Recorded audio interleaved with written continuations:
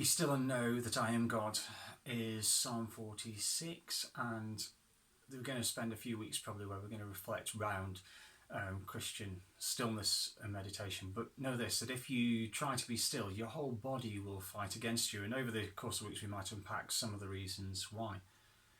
And on this first reflection, to be honest, it's the one that actually is one that I really struggle with. My whole nature is around trying to solve problems. I did one of those assessments of personality, and it said my personality type is the type of personality that wants to look at every single possibility of every route map there is through life and find the no-go areas, and that's quite simple. You don't go down those, and then of the places that have potential, then you evaluate which one's the best one, and that's how I make my decision making. But for me, the problem then is if I can find no way out, then I'm like a rat in a maze cage, and I'm gnawing at the bars and trying to get out. I'm the sort of person that believes that if you lean in a direction, eventually you'll start to move that way. If you spin the wheels, eventually you'll get traction. If you throw enough snowballs and roll enough snowballs down the mountain, eventually you'll get an avalanche. Or if you keep running headlong at the boulder, eventually the boulder will start to gain some momentum. And so when I can't do anything, it is just incredibly frustrating to me, and my go-to instinct is just to want to try and do more, just to want to push harder, just to want to get a bigger axe to chop at the tree with, just do something to keep going. And to learn to be still is a challenge, and part of the challenge for me is in the be still and know that I am God. That I tend to think that I can achieve, if I just work hard enough, I can achieve something, I can get there in the end. But actually at times I need to let go and know that I am not God, and I need to let God be God. And in that part of the statement, I am God, it echoes two of the early stories that were passed down through the Jewish people. First of all, the story of creation, that in the first of the narratives, the opening to the Bible, chapter 1, it has God creating in 6 days, and on the sixth day he creates humanity. And that is so that their first full day is to actually experience God enjoying his creation and just to join in the enjoyment of what is there. Not to be busy as part of creation, but to enjoy what God has made and be witnesses to God's creative acts. And the second of those early narratives is of the Jewish people being slaves in Egypt. And they were powerless to help themselves, but God acts to bring them and liberate them, and that is God's work. And so then God gives them the commandment that 6 days they work and the seventh day they rest, because they've been slaves who've worked 7 days non-stop, and God is giving them a gift, and they can know that God is the God who is in charge.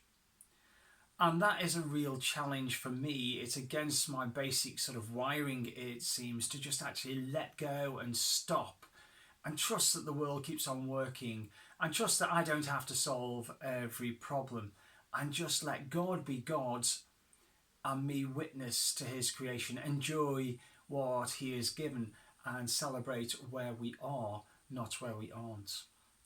And so as we start to move into looking at Christian meditation, at Christians' approach to silence, and you might come at this or have experienced it from other traditions as well, the first step is just to let go of all our expectations of what we do and achieve, and let God be God, and let us just witness to it, and not to feel that we have to push or strive or work to achieve anything, but instead just be still. Now we'll cover this more in future weeks, but part for me of that stillness is an image that I have in my mind, that God is the God who created everything, and his love, like a lazy river in a water park, flows round his creation. And as I'm still, God carries me in his love. And so as I settle into stillness, I remind myself of the God that I know. So I invite yourself to make yourself comfortable and to sit and just to be. Don't strive, just be. And know that God is God. And with each breath, Remind yourself that God is the one who has shown himself as Father, as Son,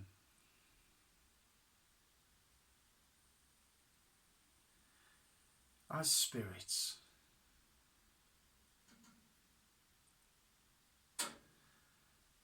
as Trinity.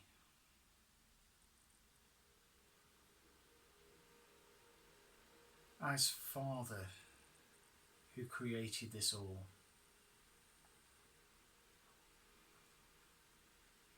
As Son who reaches out to us.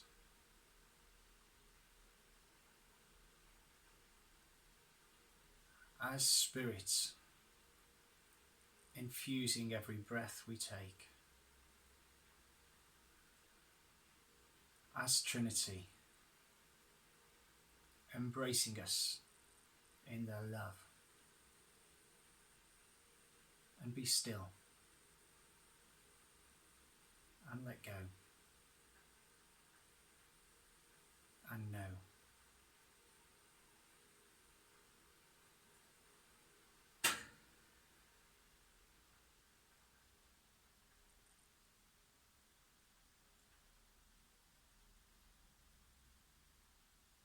And as we do this over a few weeks, we can explore that Christian expression of prayer that is about stillness and silence, and not about our activity or work.